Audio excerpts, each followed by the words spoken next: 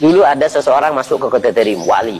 Masuk ke kota Tarim, yang wali, subhanallah, Allah berikan keagungan daripada karomah mereka. Sampai memberhentikan matahari. Matahari itu dibuat berhenti. Agak lama asarnya.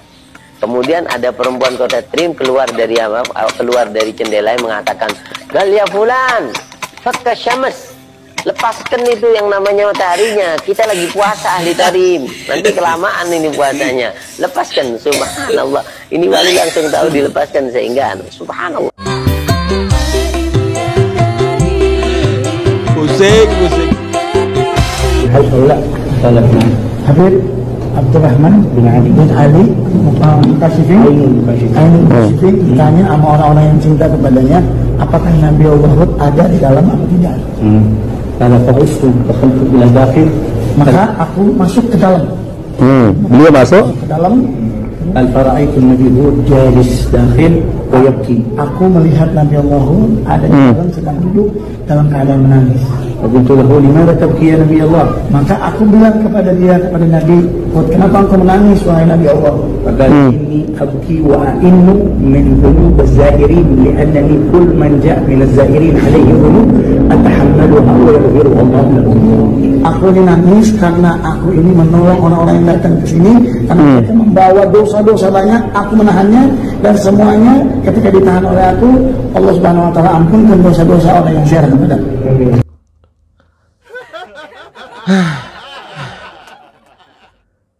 tadi hentikan matahari, sekarang ngobrol dengan Nabi Hud. Mudah-mudahan kita semuanya banyak dosa nih, semuanya kelihatan nih dosa-dosa ini banyak. Habis ziarah tadi semua dosanya habis. Amin. Amin. Amin. Amin. Amin. Nabi Allah.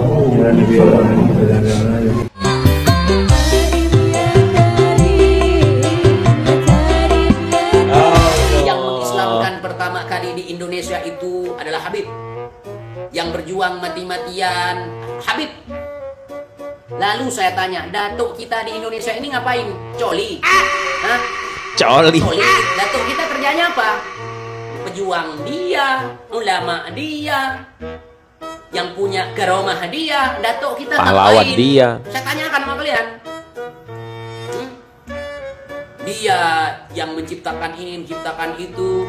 Dia semua. Nah, jadi datuk kita ngapain? Bisa rokok sambil coli?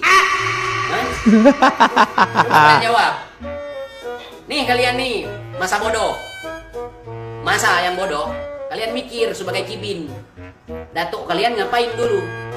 Kibin. Datuk kalian yang berjuang, datuk kalian yang memerdekakan Indonesia dari tangan penjajah. Mereka dulu datuknya sebagai penjajah, bekerja sama dengan penjajah. Hari ini lu masih terjajah, saudara. Datuk lu dulu gak mau terjajah sehingga membuat perlawanan.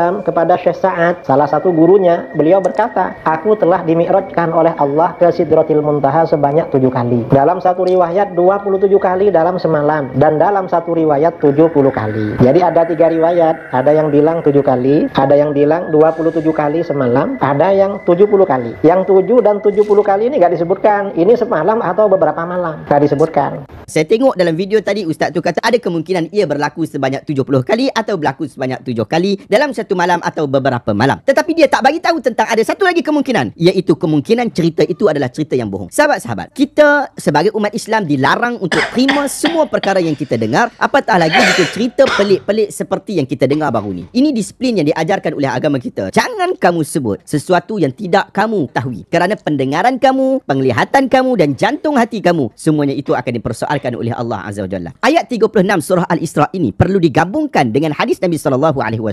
Tinggalkan perkara yang meragukan kamu kepada perkara yang kamu tidak ragu. Sesungguhnya kebenaran itu mendatangkan ketenangan, manakala penipuan itu mendatangkan keraguan. Hadis ini sahih riwayat Imam Tirmizi. Karena beliau ini seorang waliullah, ulama besar, ulama sufi, dan ulama sufi ya, yang mengaku pernah mi'raj bukan hanya beliau. Para sufi yang lain seperti Ma'ruf Al-Karahi juga pernah ngaku kalau beliau mi'raj. Ngaku juga kalau pernah mi'raj. Nah, dan di negeri kita, di kalangan Nahdlatul Ulama yang juga pernah mengaku mi'raj ke atas, itu ada salah seorang kiai kita yaitu almarhum Kiai As'ad Syamsul Arifin. Dalam salah satu ceramahnya, beliau bilang pernah mi'raj ke atas. Secara ringkasnya, ia mahu menunjukkan bahawa Tok Wali dia lebih tinggi darjatnya jika nak dibandingkan Nabi Muhammad SAW. Seolah-olah Nabi Muhammad ini tak ada apa-apa jika nak dibanding-bandingkan dengan para wali mereka. Apa yang berlaku pada Nabi Muhammad itu bukanlah mukjizat, kerana mukjizat ni hanya seorang saja berlaku. Tapi Tok Wali dia boleh mengalahkan mukjizat itu. Boleh sampai 7 kali, 27 kali, sampai 70 kali saja. Nabi Muhammad hanya 1 kali saja dia mi'raj. Dan itu pun berlaku dalam masa 1 malam saja. Tetapi Tok Wali dia ni berkali-kali dan banyak kali pula dimi'rajkan. Ini karena ada sebagian saudara kita agak ngerti. Sebenarnya yang menentang begini-begini itu Wahabi dulu. Bila ada orang yang pelik dengan kisah yang dibawakan oleh ustaz tadi itu, ia bukan bermaksud maksud orang ini dah jadi penentang Habib ataupun penentang wali, dan bukan juga menunjukkan dia adalah Wahabi. Tetapi itu adalah salah satu tanda seperti mana yang disebutkan di dalam hadis, iaitu dia telah mengikuti disiplin ilmu agama, iaitu timbul perasaan syak, simbol perasaan tidak takmaninah, tidak tenang apabila mendengar sesuatu cerita yang boleh jadi bohong dan tidak benar. Sakir, Habib Qasim maulid sapi. Ente siap besok 100 juta. Selaman. Selaman sama saya. Perintah ini, perintah. Pilih, mau yang sapi 7 apa 100 juta? Perintah ini mah. Hah? 100 juta. Fatihah. 100 juta. Uang itu.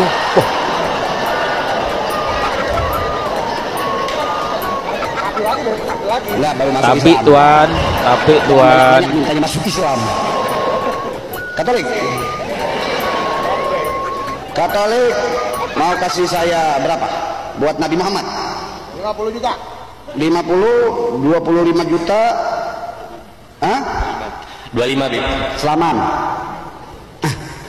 Mudah-mudahan nggak jadi Katolik nanti. Masya Allah, Masya Allah. Terus maju. Bersihkan semua yang punya saku. Bersihkan saku-saku budak semua. Anggap nasabnya Habaib itu salah. Rugi Anda apa? Rugi Anda apa? Kalau nasab saya nggak bersambung kepada Al-Muhajir Allah lewat Ubaidillah. Nasab saya nggak bersambung. Rugi Anda apa? Rugi Anda apa? Ada kerugian bagi Anda? Nggak ada sama sekali. Negara gua jadi bangkrut banget. Negara gua jadi bangkrut banget. Bangkrut, bangkrut. Benci dan hasud kepada anak keturunannya. Yang keliru ini. Ini yang keliru, benci anak Nabi dan keturunannya, ini yang keliru. Framingnya kayak gitu. Nggak suka dengan kelakuan Habib, ya, tapi di framing membenci keturunan Nabi, ini keliru. Orang kita itu pengen tahu apakah benar mereka keturunan Nabi, gitu doang. Ya, kita tahu kok. Kita tahu hadis-hadis juga yang menyatakan harus menghormati Ahlul Bait, keturunan Nabi. Masalahnya yang diarahkan itu ke Habib gitu loh. Tapi Habib itu keturunan bukan gitu masalahnya. Sesimpel itu. Jangan di framing kemana-mana. Karena mengganggu mereka sama dengan mengganggu Nabi, membenci mereka sama dengan membenci Nabi, nggak suka sama mereka sama dengan nggak suka Nabi. Nah, kalau sudah benci sama Ahlul Bait, benci sama para habaib, benci sama para habaib, ibadah yang kita lakukan habaan manzurah, percuma yang kita lakukan ibadah percuma, sholat.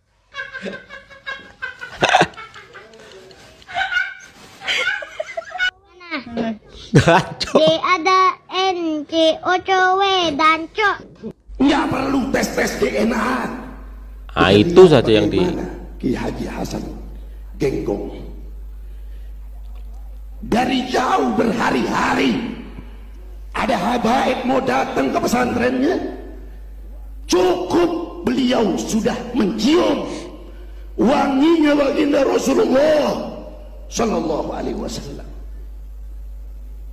Hati-hati saudara, karena itu yang mantap, kita ini bakal satu gerbong dengan Habib Soleh. Saudara, keyakinan saudara harus mantap, yakini keturunan habaib Ubaidillah bin Ahmad bin Isa Al-Muhajir ilallah, terutama salah satunya adalah Habib Soleh. Ketika orang tidak yakin dengan Habib Soleh, dengan silsilah Habib Soleh. Tuh kayak Ini sama gitu saja tuh. tidak yakin dengan Nabi baginda Rasulullah. Omongannya gedabrus. Alah, entut berut. Oke bin ini. Komplotan begal nasab habaib. Tapi Ya, maunya sayang HP-nya. dianggap Sayyid. Dasar ket. Eman HP ini sebenarnya ya. Eman HP-nya kalau gitu sampai dikepruk-kepruk ngono HP ini. Aduh, ini adalah Mukibin, ya Mukibin. Ya, wis kayak gitu. Jadi bisanya ngetok-ngetok gitu ya. Aduh, wis amburadul. Sebenarnya kita ini kan cuma mau gini loh logikanya ya. Sampean misalkan ada upo nih ya, habis makan ada uponya di mana itu? Di mulutnya gitu. Kita pengen beritahu, ada upo. Sisa nasi, upo. Itu di mulutnya itu, tolong bersihkan gitu kan. Ngatakan baik-baik, kita mengatakan dengan baik, tapi salah tangkap. Ya, kak terima opo, kak opo nih marah gitu. Ya kalau diterima marah-marah itu kan ya khas mereka lah ya, karena memang akhlaknya emang seperti itu. Ya kita ini niatnya saling menasehati, tetapi akhirnya salah terima, mungkin terlalu banyak doktrin sehingga yang dilakukan adalah reaktif, ya langsung nyolot ya. Nyolot gitu kan, kayak misalkan sampean bakar sesuatu, sampean kasih bensin tuh, langsung nyolot ya kan. Ya itu coba introspeksi diri dulu ya. Kasihan Eman HP-nya bos, disumbangkan saja ke kabibnya daripada dipukul-pukul begitu. Halo, aparat hukum dan aparat negara ya. Ini organisasi Robito Halawiyah itu seharusnya dibubarkan ya. Dibubarkan dan ditangkap orang-orang yang ketuanya. Karena mereka telah menipu, memperjualbelikan nasab ya. Kedua, mereka pun telah merubah makam-makam pahlawan menjadi makam-makam keturunan Habib ya. Penipuan ini jangan dibiarkan Pak. Jangan dibiarkan, harus ditindaklanjuti, dihukum oleh orang kayak gitu. Jangan kebiasaan menipu aja kerja mereka ya. Mereka itu udah sekelompok penipu itu ya. Wajib kita lawan mereka itu. Karena sudah ingin melencengkan sejarah negara ya. Sejarah pahlawan-pahlawan kita mau dirubah mereka semuanya itu. Untuk Pak Polisi tolong ya. Untuk para penegak hukum pun tolong terapkan keadilan di negara ini ya. Jangan biarkan mereka semena-mena melakukan. Pasti yang diarahkan yang busuk seperti itu ya. Oke. Pasti yang diarahkan tuh benci Habib berarti benci dengan ahlul bait Rasulullah. Ya, kalau benci Rasulullah berarti apa? Kita akan dilaknat oleh Allah. Masalahnya ahlul bait selalu digaris luruskan kepada habaib. Stop, itu nggak ada hubungannya. Artinya begini, apa yang disampaikan oleh golongan-golongan Kiai Imad itu berhentilah dari situ. Jangan sangkut pautkan Habib dengan ahlul bait Rasulullah.